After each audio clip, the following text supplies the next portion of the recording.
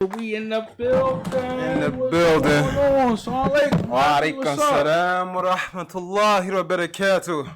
What's going up, on, man? Slow motion, man. Hold on, man. Slow motion. Ho. What's up? Holla at me. Ho. My man been missing for a week, man. What happened to your hair, man? Come on. Talk to me. Had to start over, man. I wasn't really feeling my hair, man. That John was like that John was getting mad at, like, you know, when you put so much grease in your hair after a certain time, man, that stuff starts to cake up. And I don't like it, man. Like, I got real sensitive skin. So certain products break my skin out, homie. Well, see, I ain't know what. Yeah. I was feeling the baldy, though. I was feeling the joint. Yeah, you had a dipsy ball, John? All the way, razor to the boot. Yeah. I was trooping, man. I was on my FOI joint. Yeah. What's going on, though? You had a good week. I know you was off for a week. How you been? Everything good with you? Yeah, man. Alhamdulillah. Just trying to get things into perspective, man. Like I told you, that journey of retransitioning from being incarcerated back to society, man. That's a journey within itself, man. I can definitely believe that. I can't say I've been through it or I understand it. You know what I mean? I just try to support you any way I can. You know what I mean? But, you know, I know it's something for a lot of men coming home. It's men coming home from 20, 30, 25 years where the whole world and change. You know, it's digital. You know, they need help with certain stuff, and we gotta be patient. You know what I mean? We gotta be patient as people that been out here the whole time. Sometimes we don't understand the change just in time. Cars and the way the world's moving a little fast, I'm sure, from whatever that time was. Honestly speaking, man, it's not even cars. It's not none of that. To be honest with you, you know how you talk about support. What support actually looks like. Mm-hmm. You know what I'm saying? For a lot of our family members, like, you've never been incarcerated. Right. How do you support someone? What does support look like for someone that's just coming home from prison? Right. You know what I'm saying? Right. Because, homie, it's a lot of psychological things that go into this. Like your mind. Let me lock you in your bathroom for 45 minutes. And see how you act when I let you back out. Right. Different environment. You know what I'm saying? Different environment. So it's different, man. Yeah, so even with the families and everything, we, like I say, only thing I can say is try to be patient. You know what I mean? Absolutely. And even on your end, too, as a man, coming home to your family, you be patient. Because you got to understand your loved ones are tender. Right. And they might be sensitive just in the time they miss with you. And a lot of that can get, misconstrued, man. Family is something, man. Family is something. It's crazy. I've been talking to my son, and I also reached out to my older son, my oldest that I don't really talk to. So, we talk a lot on this show about, making improvement and doing certain things. And I really want to live that outside of the show. So, I wrote my son, try to talk to him, try to call him, all that. But he understood, reached back to me, said, we're going to sit down, inshallah. So that's powerful, you know what I mean? My 22-year-old son said he going to try to make it up to the show in the next 2-3 weeks. So that's going to be a powerful show because I want to talk really deep about the journey of fatherhood. And me and him had an explosive relationship. And now I feel like he's matured to understand father and son relations. Right. So I really want to talk about that because you have to humble yourself on both sides. Right.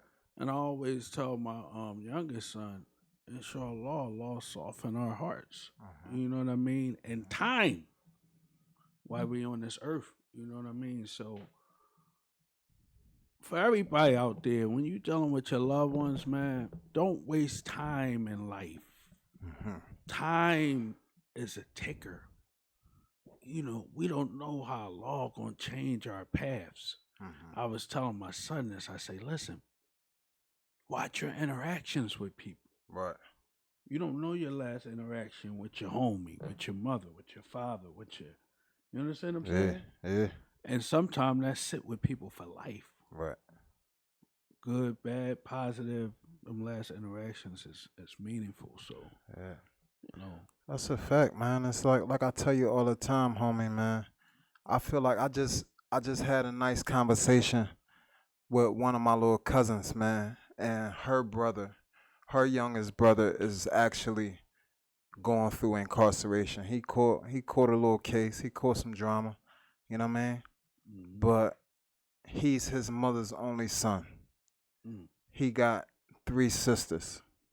You know what I mean? And she's asking me, like, what do I need to tell him, like, in order for him to comprehend the severity of the situation? Mm. You know what I mean? And like I told her, like, for me, bro, it took me, I'm going to say 38 years to really start to appreciate life. You know what I mean? Like, it took something drastic to happen in order for me to understand that I had to walk away from the streets. Mm. You know what I mean? That's deep. So for a lot of these young boys that's out here, man, being a father, being in your child's life, spending that time with him, educating him, taking him to the park, teaching him different trades, so forth and so on. Bro, that stuff is very important, man. It's your childhood development. Your childhood development is what makes you the man that you are today. Yeah, and especially like I always tell you, man, for most of our men, man, inshallah, we get that opportunity and hold tight to it. Mm-hmm. Because, like them times you talking about in the park when you're young and molding them, taking them to school and daycare. The funny part about that, kids don't even remember a lot of the early days. They remember some. But I'm talking about when life get fast tracked, because a lot of times in these households, we leaving at early ages. Like my oldest son, I left when he was young, so he really don't have remember me in the house. Right. And then my other 2 boys, they was 9 and 12. They don't really remember. You know what I mean? They remember, but we lived in Atlanta, everything together. We had some memorable moments that you should really be able to look back like, damn, that. Right. But when kids start developing and getting older, they want to have them times also. Mm-hmm. So we gotta try to be consistent as possible and stay close as possible as we can. You know what I mean? And I'm trying to just like really reach my daughter now. She 10, man. And I'm just trying to spend some time with her, inshallah, and really, cause her heart is so pure, man. Like intelligent. She don't know a lot of the illness of the world and goofy stuff. Right. Family problems. Who she got love. Mm-hmm. She come from love. She around good school and she be around her mom a lot. So, good Islamic family. So, shout out to the pure kids and the people and the parents that don't mess their kids up in the household before they reach the world. That's important. But I can honestly say that that's not even a fair statement. The parents that mess their children up, because there are a lot of parents that's suffering from unresolved trauma. Whether you have a parent, because I've been in multiple relationships with different women who've had mothers who've had their parents. However, their parents may have been suffering from drug addiction because she went through something traumatic in her life, like she been molested or something like that by her uncle. So as she's raising that little girl, she has children and she's raising that child, she has not resolved the trauma that she's experienced in life. So we're gonna take that through It several generations, probably. Yeah, it carries over. It's a So, but generational curse. I'm saying I don't deny trauma. Mm-hmm. A lot of us been through trauma, had traumatic things happen in our life, but it's how we recruit. We can't. Not to say we can't, but we got to try our best not to pass our trauma down through generations. But that's something I call, like, they teach you about something called realistic expectations, right? When you go to certain programs and groups and things like that, when you on that journey of doing that shadow work, right? Mm-hmm. It's an unrealistic expectation. You have an expectation for this person to be a certain way, the way you think or you want them to be. However, that shit is unrealistic, bro. Well, all right. It's two different ways you can look at it, right? Mm-hmm. We have people who have past trauma, Mm-hmm. and then we have people who do willing acts past whatever their trauma was. Mm-hmm. So you can have trauma in your past, have a child, which only a law knows or wills that, but what you do after that is what's important. We If we live out our past trauma, we would never get better generation after generation. Our job in this generation here and the next generation after us is to be a little bit better. Absolutely. So I always say that on the show. That's what I respected about my mother and father. They both come from trauma, Mm-hmm. but they did a great job of just being better. But like I always ask you, why?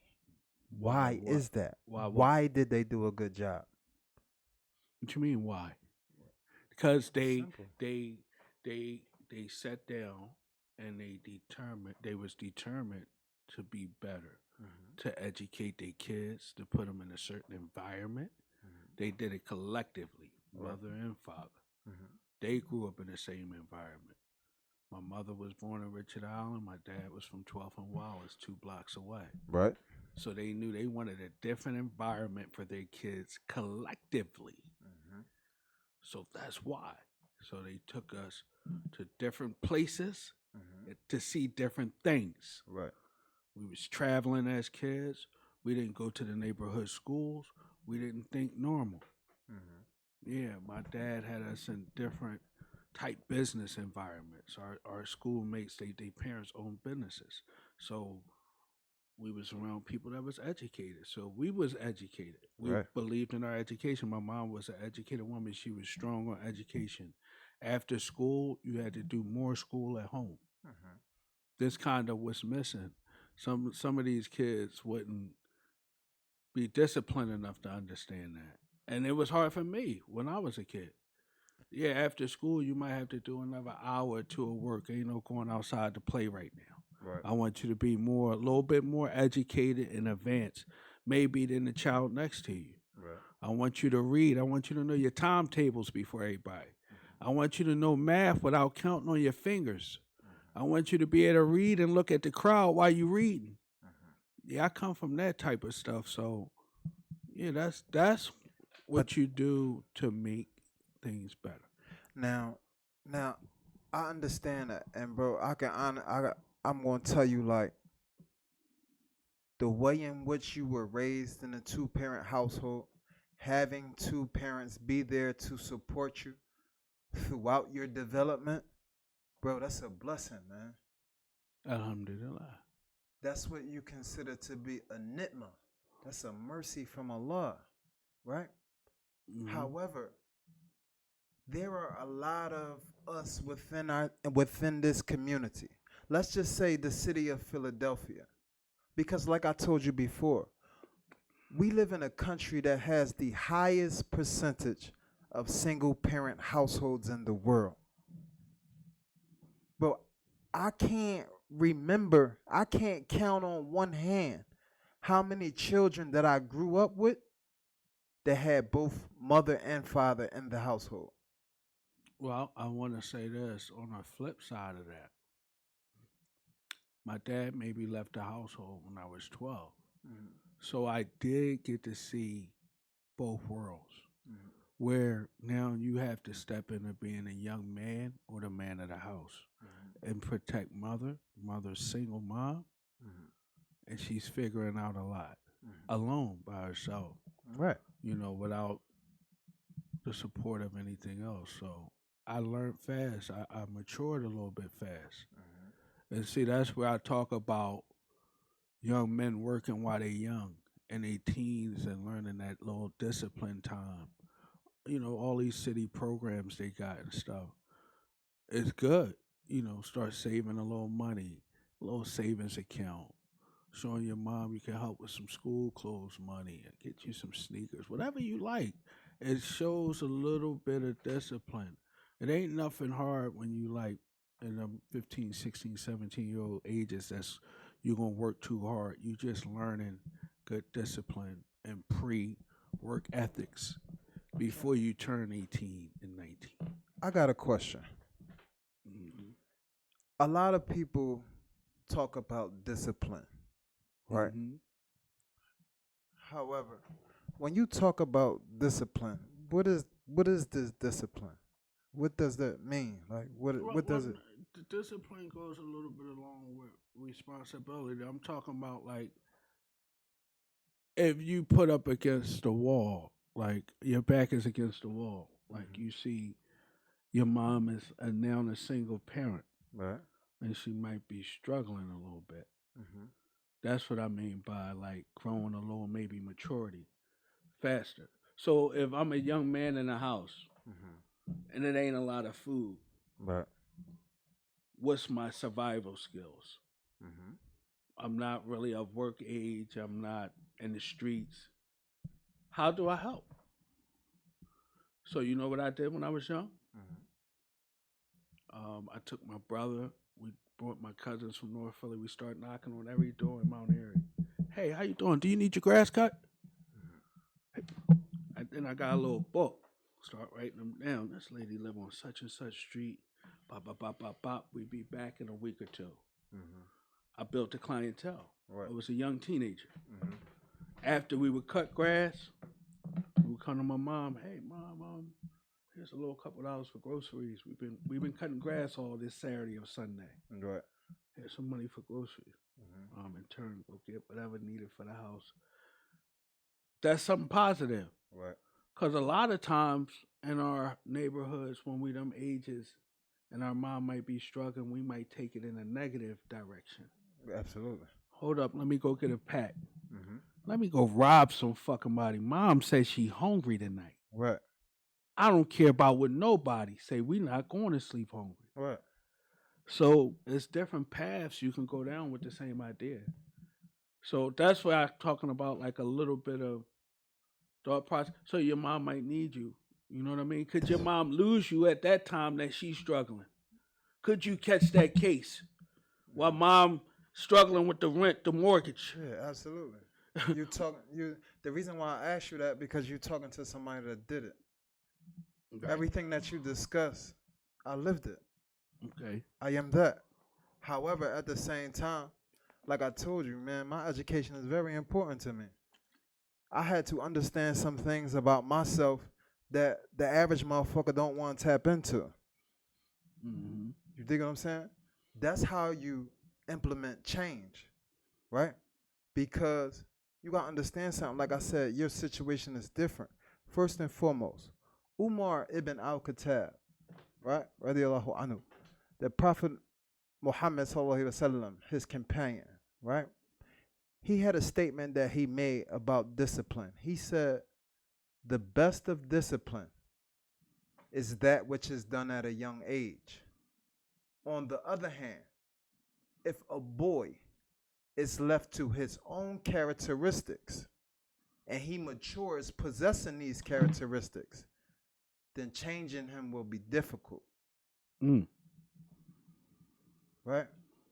Changing him will be difficult because he didn't grow up with that leadership, that father figure that showed him what it was to be a man. See, you happen to be blessed with a father that taught you entrepreneurship. You was financially literate at a young age. That's why you're able to go out and get the clientele, shovel payments, so forth and so on. You've been taught that. Your father was a businessman. Right. You know what I'm saying? However, when you have young men that grow up in these households and their fathers is the neighborhood drug dealers, and their fathers is the neighborhood, he doing what he doing. I don't want to put his business out there, but he putting some pain in. When you grow up in those type of households and your role models are images of Bumpy Johnson, top gangsters, you dig what I'm saying? Sam Christian grew up in Philadelphia. Everybody know Sam Christian. You know what I'm saying? Everybody know Aaron Jones. But see, we have these expectations. You know the funny part about that? Mm-hmm. That's my household, man. And it's just that my thinking is so different. I used to tell my pop, you was a street hustler. Right. I'm a corporate hustler. Mm-hmm. I want to differentiate. You know what I mean? Right. I'm not a street hustler. Mm-hmm. So, and I always used to think when I started hustling when I was young, right, why am I doing it? Mm-hmm. See, if your conscience is gone, death and upstate is easy. Like, if you don't have no conscience to what you're doing, like if you hurt your community in any way, drugs, pills, dope, right, wet, you know what I mean? Something crazy. Anything past marijuana, right, you affecting families. Right. You know, I used to sell drugs to my homie moms, man. But that affected me. I'm saying you say that to say what? That you need a conscience, and my conscience helped me develop and change. That's what I'm saying. Without nothing detrimental happening to me, far as a crazy case, getting shot, right, death. Right. My conscience took me away from the streets. So I was saying my father was a gangster. Right. You know, I got a movie I want to work on called Son of a Gun. So my point is saying, when I approached the streets, I wanted to take a different route. I didn't feel the relevancy of me trying to relive something that my dad did 10, 20 years prior. I didn't need to relive and walk in his name. I needed to change the landscape. But you the next son though. What you mean? You popped the neck. Right. You ain't got the struggles that the rest of us got. But see, let me tell you something. My dad used to tell me something. Right. My dad was deep in the game, man. He said, you end up dead, right, in jail, or on it. Or on what? Whatever you selling. Or on any kind of major drug. Right. So, when I say I lived two lives, like the best of both worlds, yeah, I see my dad as one of the richest men in the city. Right. And I see my dad struggle. So, you know, and I am blessed. It's funny that you say that, man. When I was in 12th grade, I want to tell a funny story about just knowing your blessings. I'm from Richard Allen Projects. I graduated from William Penn, 1997, right? So we had to write a paper on our upbringing. And this really made me be conscious to what I say sometime in life. We wrote a paper on like how we grew up. And my blood cousin, one of my real life cousins, was in my class. So we all reading our paper about how we grew up as kids. And I wrote like I grew up like struggling a little bit, right? My cousin looked at me and said, boy, if you don't stop playing. Yeah, nigga, you pumping, nigga. Like, if you don't stop playing. And I was just like, sometimes what you might complain about, you got to know your blessings sometime in life. Right. You know what I mean? I don't never want to give the struggle tell. Yeah. But I do let people know about stepping up to be the young man in the house when my dad did struggle. Right. I do let people know that. Like, I felt that, you know what I mean? And I think my mom felt that. You know what I mean? So I do tell that, you know what I mean? Just to tell that side and to let people know how the drug game really goes. I seen it front and center. Right. From beginning to end. Like real life shit, bro. So when I tell it, it's deep, man. You know what I mean? You know, it's deep. So you know, a lot of my pop journey ended in Kensington. You know what I mean? And I was down there every day, seeing guys from my hood, my age, from uptown. You know, I lost a couple soldiers. I seen my man Joe Bread down there one day. God rest his soul, man. Like, I seen some real shit, man. Like, and I seen a lot of guys I love lose their life, man, to this street shit. Yeah. And I had a song on Blood Brothers album called "The Streets Ain't What They Seem," and I really believe that. You know what I mean? A lot of this street shit is a myth, man. All this who tough, who real, who a rat, who this, who that. A lot of all this stuff fake, man. A lot of this shit corny, man. A lot of this internet stuff fake. You gotta understand, bro. It's like, I mean, like that's why I tell dudes, it's like, bro, I had to like I tell you all the time, man. When it comes down to the way in which, like, bro, I walk past people today, or I've had conversations with individuals, and they ask me like, damn, bro, like, you went to school, what college you went to, so forth and so on, and then like it's touching, like I appreciate that, man. It's like, you know, man, because I work hard on educating myself. Even when bro say, you know, Dr. Umar and all that, I know he be bitten, but the reality of the fact is, homie, educating myself was the only way for me to lead them streets, homie. You dig what I'm saying? Because it's like, as a man, you gotta mature. You gotta mature. You gotta start realizing that everything that ain't shit about you no more. You a father. You have a responsibility to take care of these children. That's your job. Take care of that shit, bro. And don't get it fucked up. I understand, because I've been in the streets. I know what it's like to sell drugs and try to maintain a household. So all that, every drug dealer is the worst human being. No, bro, that's not true. I'm not going to tell you the things that I've done for my community. However, me, the way in which I make my money, I don't want that to affect the way people look at me. That's what I had to realize. Like, you know that saying, all money ain't good money? We in a different day and age, man. Bro, I don't want to feed my children. Have a positive avenue, bro. You know what I'm saying? I don't want to feed my children. I don't want to feed my wife. I don't want to help my mother. I don't want to help nobody in my family with no money. That's haram.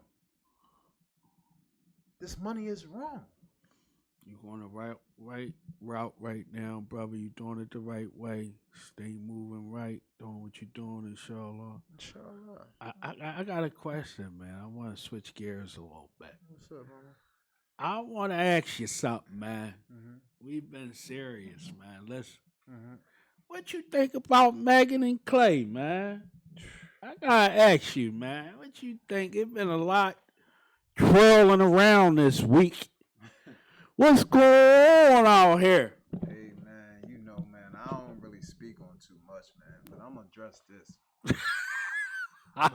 This ain't no street-ish. Over the building, he ready to dress some stuff. Real rap, bro, because, like, I'm gonna be honest, and I'm gonna say this. I'm gonna say this as respectful as I can. Right? I hear a lot of men. You know, when I first came home, you know, like, I'm defending every black woman. I'm here, and I'm saying, You calming down? I'm super save a black woman. Yeah, man. I'm super save a black woman. You know what I mean? Freedom! For sure. But, however, bro, it's like, now that I'm out here and I'm really getting a sense of the things that y'all been telling me. Hold up. Don't say y'all been telling me. This boy always put me in some Hell, stuff. y'all. You know what I'm saying? We're going to keep it a beam. I Like, always tell him the same thing, man. I Yeah. love my black queens. Everything all good till you run into a road runner, man. Look, I can't say it's all of them. However, that shit that she put Cuz through, like, Cuz introduced her to his family, gave her a life, showed her a lifestyle that she wasn't accustomed to living. They say he bought a house and a car. Man, he bought this ish a boat, nigga. He named this boat after her. That's Staliion. That's a boat that he bought her. So the question was raised, right? Was Klay Thompson supposed to marry her after her past, or does her past matter? No, he had a when she told on Tori I wouldn't have married her. I wouldn't mess with her. Real shit. She played with the law, bro. Are you not calling the cops on me? Man, free Tory Lanez, man. I don't think he did it, man. Free, man. That's an effed up case. He gotta do his album from jail. He been down for a long time, man. That was a silly case. They was high, drunk. The women got out naked. It was a messed up scene, man, for that brother to be doing that much time. I hope he come back on a pill or something. That's a bad case, man. I don't like nothing about that case, man. When you just look at the scene of them getting out that car that night, that was the craziest shit in world history, man. It was half naked, man. Day, what about the red flag day?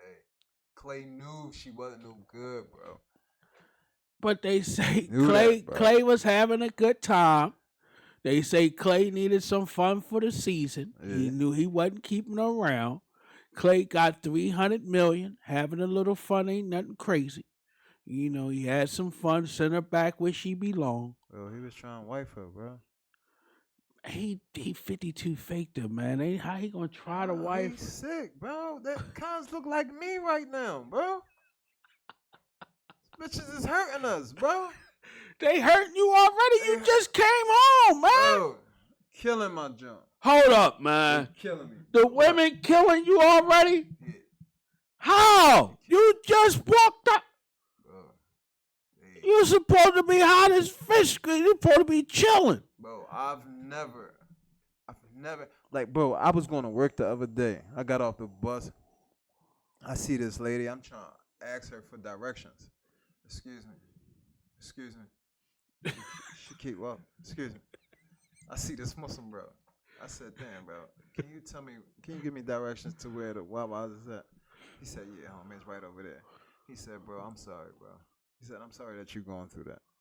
He said, that's just black women today. I ain't going to really say that, man. I'm going to tell you something. I used to live in Atlanta, right? And it's a different feel. Like, I believe if you would have did that out there, it's right over there, sir. Like, Southern hospitality. They're more on the, how you doing today, sir? Yeah. It don't matter how they feeling. You can walk in the store with your wife. How y'all doing today? Like, their approach to loving black people is a little different than here. Here we're a little more aggressive, we don't really say hi or greet each other that people we don't know. You know what I mean? So we in a different environment, and our city is real tight. So let me ask you this though, because I got a crazy situation, man. Crazy situation, and I'm hoping like somebody tap in and give me an answer to this, man. Give you a scenario. You in a relationship with a chick, right? Mm-hmm. She get pregnant. Your family prepared for this child. She pregnant by you. Right. Okay. She gets pregnant by you. Your family prepared for this child to come. Financially, they prepare. Mentally, they prepare. They get themselves in order. However, come to find out that the woman lied to you the whole time about this baby. How do you deal with that? Like I'm talking about fake ultrasound picture. Have you thinking that you getting ready to be a father? There's a percentage of men that go through this, Uh-huh. that go through DNA tests, that be told they the father. Um, most men don't never talk about it. They sweep it under the rug. You know what I mean? So it depends on how we handle it. Like that's why I think having a lot of these discussions is important, and having a little men's group is important because stuff like that men probably never talk about. Right. That's why I feel as though it's like I have to be honest, and it's like somebody just said, right? The women in this city have become products of our environment. Period. Period. Right? And that's a fact, right? Because when you talk about like even when men say, "Oh, these women they too masculine," "Oh, they too aggressive," they ain't so forth and so on. I take accountability for myself because like I tell my friend, I abandoned y'all. I left y'all. I left y'all with no protector, no provider, no educator, no leader. So when a woman doesn't have someone to lead, it's possible that that happens. So I understand. Struggle and survival have made y'all the way that y'all are. However, what happens when you deal with a woman like like that would do something like that? Like that's beyond hurt, bro. Like why would you do that to somebody? Mm-hmm. Like what possesses someone to say I love you, yet how and still I'ma lie to you about you having a baby? Some women. Is that an environment thing? And some women, sometimes I think when they cross the road of maybe they can't have kids, they battle with sometimes telling men they're pregnant. I've seen that in a few cases. Mm-hmm. Like if it's something medically or the doctor tell them or they reach an age where they might tell a couple men they pregnant. I've Right. seen that. I Absolutely. mean, whatever that means or is, I can't really, Yeah. you know what I mean? You know what I mean? And that's why I said, bro, it's like I would like to do a panel of like some nice respectable women. I take them I take them ratchet. I take them respectable. Let's just bring them. Uh-huh. Let's bring them. Let's have some honest conversation. Yeah. Because when the men are complaining about the women, it's an issue. Women complain about the men. We deadbeats. We don't handle responsibility. Nigga, you don't even take the trash out, nigga. Yeah. You ain't shit. You a clown. Yeah, that's the truth. You know what I'm saying? That's the truth. There's a lot of that. However, it's a lot of clown stuff going on out here. And the way in which we treating each other, bro, that shit is crazy. It's mental health issues along with trauma and self esteem. I strongly disagree with whoever just wrote that. Yeah, we battle a lot of like Umar was talking about earlier. A lot of mental trauma in our neighborhoods and our families. That's why I say we gotta have a collective on how we handle things. Like if a family member is off, if our daughters is off, our sons is off, we gotta have a collective. That's how we help change our environment. If we let everything go, how can we have a hold on it? So if we have a hold on our immediate, Yeah. you see your daughter doing something wrong, or she doing something wrong with a baby, she doing something wrong with the man she dealing with. That's what we step in. Hey, babe, that don't make sense. You disrespecting you, or you not doing this right. Maybe handle this way. I know you're gonna still do it your way. I'm giving you light touch ups at your father, but that's where the collective be wrong. And it's one thing, and I can honestly say this, man. And this is some advice that I would like to give a lot of men, bro. It's because like my family tell me this all the time. Like my intentions is good a lot. Like I know my role. Like I know my job is to help educate and lead my team. You know what I'm saying? However, sometimes because I'm a man and I'm so used to dealing with men inside of prison that my approach to these women can be wrong a lot of times. The way in which I try to educate them or talk to them, the approach can be different. So as men, I think, man, we got to be a little bit more mindful and a little bit more observant and patient with these women, man. We gotta really. I always say, the more we know ourselves and know what we want, it makes it easier. You know what I mean? Yeah, for The sure. more we struggle with, like they talking about up here, the mental health issues, the trauma, we going into our past, we treating a person in our future about some bullshit they don't even know about.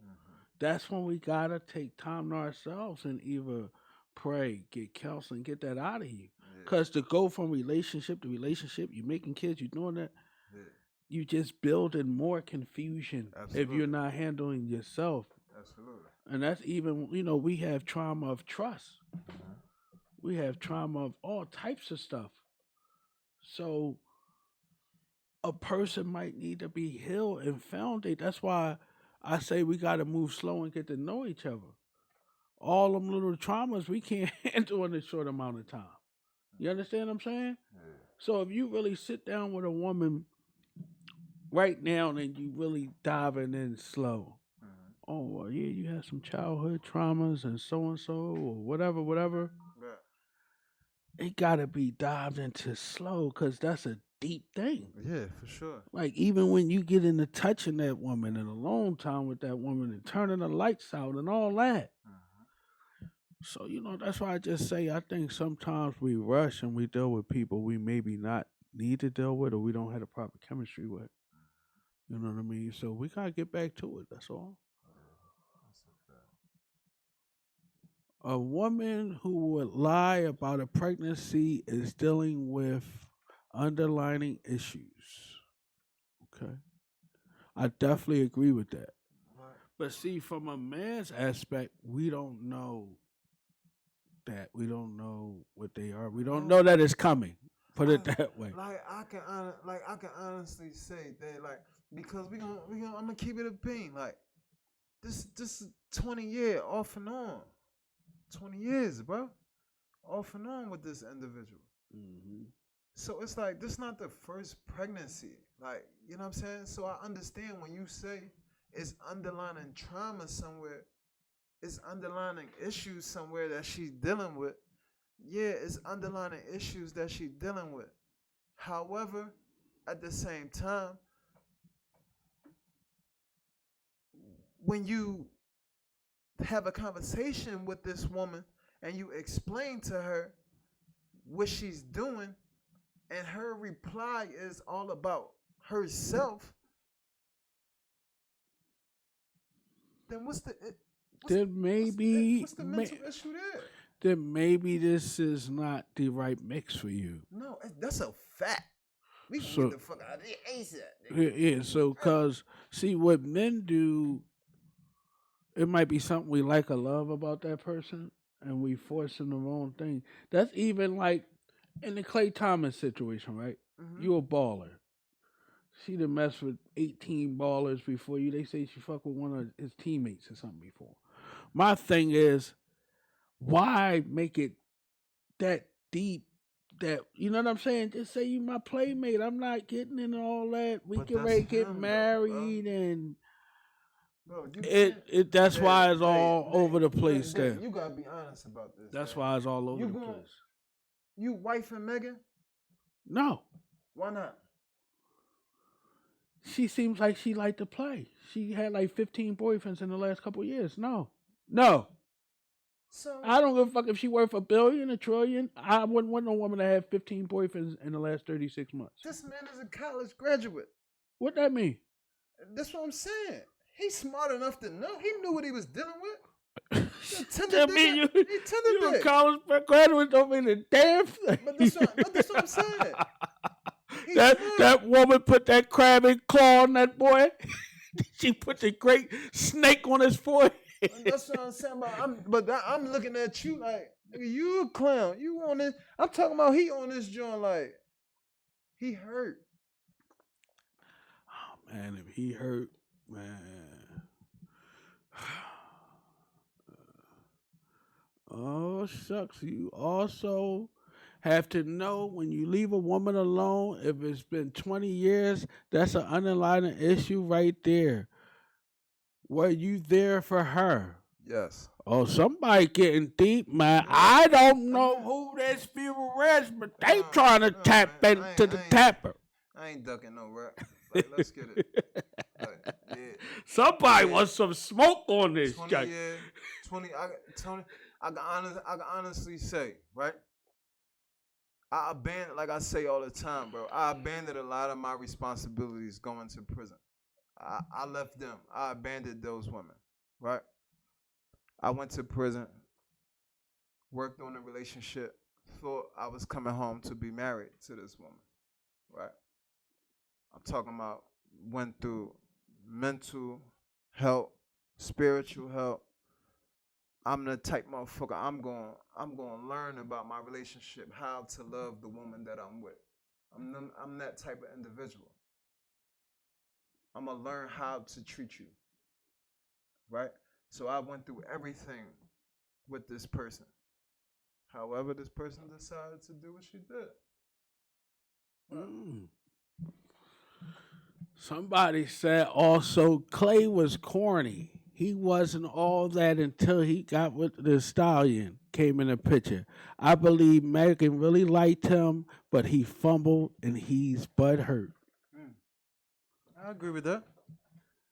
Well, Klay Thomas was he like a 3-4 time motherfucking NBA champ, 300 million. I think he can get like 35 fucking women look like Megan any day. Don't get caught up in the hype. You know, he gets some fucking real exotic women. Let's stop playing like Megan the only one on the boat out here. Bro, stop playing. She might have a great snake, but stop playing with me now. Yeah, they say Shorty be handling that, bro. But see, even in Hollywood, even in entertainment, you're going to have people that stand out. Now, Megan must possess something to have all these guys, and dealing with her at different times. I don't know what she has. I'm not trying to speculate. But I'm just saying. Some people got it, some people don't. You know what I mean? Man, bro.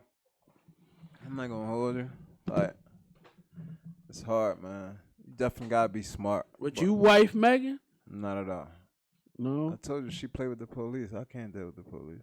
So you wouldn't even deal with her? She couldn't get Oh, she called the cops on cuz. Right? I said, could she give you some of the whoop-de-whoop, man? You at the show. Yeah. You in like the second row. You ain't even gotta get no she scenario. tells security, grab homie, man. Tell him meet me back there. You ain't gotta worry about that. I'm naked from the rip, cuz you tripping. Oh, so I'm just glad you ain't. I'm running down. I'm not gonna wife her. Like, we gotta be real about this shit. Find me a man that's gonna tell me he ain't running down. You gay? No, I ain't got no problem with you being gay. LGBTQ, I respect it. Is Megan? She got a natural body, or she got a little bit of couple needles in it? I don't know. I ain't never tasted it. Do you care? I never tasted it. I don't know. Do you care? Do you care if they got a real body or not? Do it matter? Bro, I love women. Would you mess with a woman with a fake body? Yeah. Yeah? Weave, fake lashes. You come with all that shit. So you don't care about none of that shit? Disguise yourself. Lashes on your pillow, weave hair all over the shit? I need something different. I want something different every day. I ain't gonna cheat on you. Just bring me something different every week. I'll pay for that shit. Yeah? Yeah. Fucking right, nigga. You want different color wigs and fucking lingerie. And you know what I'm saying? You want some Crazy teacher shit. outfits, schoolgirl outfits. Yeah. Oh yeah, I need all that. You might have to get you a young girl there, man. For what? The older women gonna go do all that Yeah. after work and the kids. They ain't putting on no fucking teacher outfits, Bro, man. I don't know what older women y'all met, bro. They wearing teacher outfits? Bro, every woman that I have met over the age of 30, they got it going on. Bro. They put on teacher outfits, bro. They carrying it, bro. You know, all guys don't be saying the They same can't. shit. You might have that talk, man. I don't know. I ain't never had the fucking teacher outfit, man. For real? That's because the cheerleader. You really ain't no talker. Like, you from North, bro. What you trying to say? You from the P. North's the slickest talkers. I'm just saying, like, P niggas, like, we for real. Y'all out like, slick the niggas. Y'all cutthroat and all that. We slick talkers. We throw that shit on and talk fly to the women. Right, but we intentional about what we want. We don't play no game. The P, I think a lot of them boys known to be possessive over their women. No, all the chicks. Let me. I'm gonna say get your shit up. All the chicks I know from the P, right, got a crazy dude they've been fucking with since they was like 15. There's no doubt about that. They kill shit. Yeah. He got 18 bodies. He slashed 15 cars. Yeah. That's just a P thing. Like, I think all of them, they got a baby dad or crazy boy. Hey, who cares? Who cares about what? What you upset about? Somebody upset, man. I don't know these people, man. That's so, right. you know, God bless them. Tell us why you met. But next week, right, we're going to have a real exciting topic, man. We're going to switch gears and really have some fun. We had to get Umar back in the groove. He back. Yeah, I'm back, man. His hair cut low. He on his military shit. No, my shit better be chopped, man. Give me some. Probably about next week, next show. Couple shows. I was gonna leave that. Man, don't do no more military scams while you off, man. I mean, got to, man. You gotta let me know, man. Like, you come back with the, bowl cut. I gotta know what's going on, man. I don't know. I'm saying that shit dark low. Yeah. Yeah, like I say, next week we running high. We gonna have a good time, man. Welcome back, Umar. We had a good time today, man, and we had a good conversation, man. Just busting it up. But next week we gonna have an exciting time. I'm gonna let y'all know now, man. Next week, man. Like, I'm ready having a woman versus man, whatever y'all want to get into. You know what I'm saying? Dr. Umar want to get deep, so we bringing some females up here. We gonna get deep, man. I just don't want to just tell it one way, man. I would like some respectable women to come up here and just state their piece, man. But hold on, before we go, a couple weeks ago, you was Dr. Love, you was Dr. Umar, you was to save all our black women. You had the answers. You gonna rub their feet. Right. You gonna wash their fingertips. You gonna open the doors. Where Jess at? Tell Jess I'm looking for it, man. Jess, I'm looking for you, Jess. I'll miss you. This is Umar, man. He's not playing. He's in the flesh, and he's talking heavy. We will be back next week for Filooshtalk. Tune in. Shout out. Good looking for tuning in, everybody. Everybody in the motherfucking live. I see y'all. Whoever comments I ain't read on my phone. It's all love. I love y'all, man. Love y'all, man. Assalamu alaikum.